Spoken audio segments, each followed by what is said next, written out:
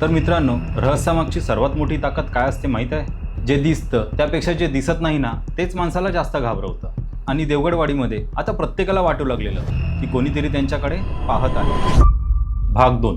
भीतीचं गाव. पहिल्या चोरीला 3 दिवस झाले होते. देवगडवाडीचं वातावरण पहिल्यासारखं राहिलंच नव्हतं. गावात पूर्वीसारखा गजबजाट पण नव्हता. संध्याकाळी 6 वाजले की रस्ते ओस पडू लागले. आई आपल्या मुलांना घराबाहेर खेळू पण देत नव्हती. लवकर आत या, अंधार पडतोय. ज्या गावात रात्री दारं उघडी राहत होती तिथे सूर्य मावळायच्या आधीच कुलूप पडायला लागले. गाव बदलत होतं आणि त्या बदलाचं कारण एकच होतं, तो काळा मुखवटा. गजानन सावंत मात्र वेगळ्याच भीतीत जगत होते. चोरीला गेलेले दागिने त्यांना फारसे महत्त्वाचे नव्हते. त्यांच्या कपाळावर आठ्या पडल्या होत्या त्या जुन्या जमीन खरेदीच्या रजिस्टरमुळे. ते वारंवार तिजोरीसमोर उभे राहत, जणू रिकाम्या तिजोरीमध्ये त्यांना भूतकाळच दिसत होता. त्यांची पत्नी सुलभा म्हणाली, इतके अस्वस्थ का आहात? पोलीस चोराला शोधून काढतील. गजानन काही काळ शांत राहिले आणि हळूच आवाजात म्हणाले, मला चोरीची भीती नाही, मला भीती आहे की त्याला अजून काय माहीत आहे. सुलभा थिजली. पहिल्यांदाच तिने आपल्या नवऱ्याच्या डोळ्यात अपराधीपणा पाहिला. त्या रात्री गावच्या पश्चिम टोकाला असलेल्या जुन्या वाड्यात दिवे लागले होते. तो वाडा होता दामोदर पाटील यांचा, गावातील दुसरे श्रीमंत जमीनदार. दामोदर आपल्या मित्रांसोबत पत्ते खेळत बसला होता. बाहेर वारा सुटला होता आणि अचानक घरातील सर्व दिवे बंद झाले. अरे, वीज गेली का? नोकर मेणबत्ती आणायला धावला आणि अंधारात वरच्या मजल्यावर कोणतरी चालत असल्याचा आवाज आला. दामोदरने टॉर्च उचलला. कोण आहे वर?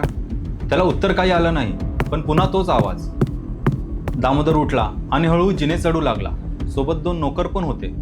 वर पोचल्यावर बघतो तर काय, कोणीच नाही. सगळीकडे शांतता.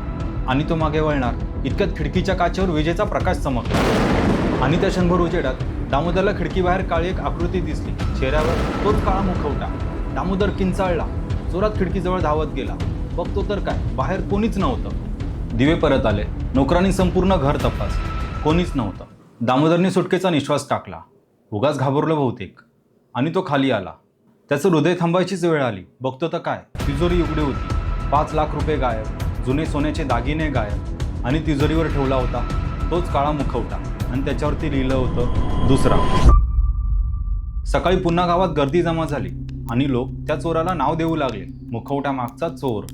हे नाव एका क्षणात गावभर पसरलं. कोणी म्हणत होतं तो माणूस नाही, कोणी म्हणत होतं तो सूड घेण्यासाठी आलाय आणि काहींचं म्हणणं तर होतं की ज्यांनी पाप केलंय तो त्यांच्याच घरी जातो. पोलीस निरीक्षक देशमुख चिडले होते. 2 चोरी आणि एकही पुरावा नाही. ते मुखवटा हातात घेऊन म्हणाले, हा आपल्याशी खेळतोय. त्याने मुखवटा उलटा केला. आतल्या बाजूला लाल धाग्याचा एक छोटासा तुकडा अडकलेला होता. हा धागा? देशमुख काहीतरी विचारात पडले, पण त्याआधीच त्यांचा फोन वाजला. सर, फोनच्या दुसऱ्या बाजूने घाबरणारा आवाज आला. गावच्या बाहेरच्या विहिरीजवळ काहीतरी सापडलंय. देशमुख तिथे पोहोचले. विहिरीजवळ गावातील लोकांची गर्दी होती. जमिनीवर पडलेली होती एक जुनी लोखंडी पेटी. पेटीवर खूप गंज चढला होता. त्यावर धुळीचा जाड थर, जणू की अनेक वर्ष ती लपवून ठेवलेली होती. देशमुखांनी कुलूप फोडलं. पेटी उघडताच सगळे थक्क झाले. बघतात तर काय, आत दागिने नव्हते, पैसे नव्हते. होतं फक्त एक जुनं कृष्णधवल छायाचित्र, म्हणजे आपला एक ब्लॅक अँड व्हाईट फोटो. त्या फोटोमध्ये 5 माणसं उभी होती. गजानन सावंत, दामोदर पाटील आणि अजून 3 व्यक्ती होत्या. फोटोच्या मागे लाल शाईने लिहिलं होतं, हिशोब अजून बाकी आहे. देशमुखांनी फोटो हातात घेतला. तेवढ्यात गर्दीत उभा असलेला एक वृद्ध माणूस पुढे आला. त्याने फोटो पाहिला. त्याच्या हातातून काठीच खाली पडली. त्याच्या डोळ्यात पाणी आलं आणि तो थरथरत्या आवाजात म्हणाला, हेच 5 जण 25 वर्षापूर्वी जे झालं त्याचे साक्षीदार आहेत. सगळे स्तब्ध झाले.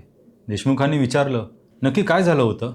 वृद्धाने आजूबाजूला पाहिलं तर दामोदर पाटील आणि गजानन सावंत हे दूर उभे होते आणि त्यांचे चेहरे पण फिके पडले होते.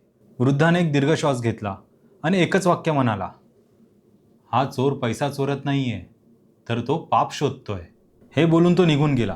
कोणीही त्याला थांबवू शकलं नाही. त्या रात्री गावापासून दूर समुद्र किनाऱ्याजवळील मोडकळीस आलेल्या दीपगृहात ती काळी आकृती शांतपणे बसली होती. त्याच्यासमोर ती छोटी वही होती.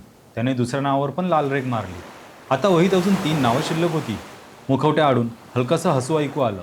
तो पुटपुटला, 25 वर्षापूर्वी तुम्ही एका माणसाचं आयुष्य संपवलं होतं. आता तुमच्या पापांचा हिशोब सुरू झाला आहे. बाहेर प्रचंड समुद्राच्या लाटा धडकत होत्या आणि दूरवर एक अनोळखी माणूस त्या दीपगृहाकडे दुर्बिणीने पाहत होता. तो कोण होता?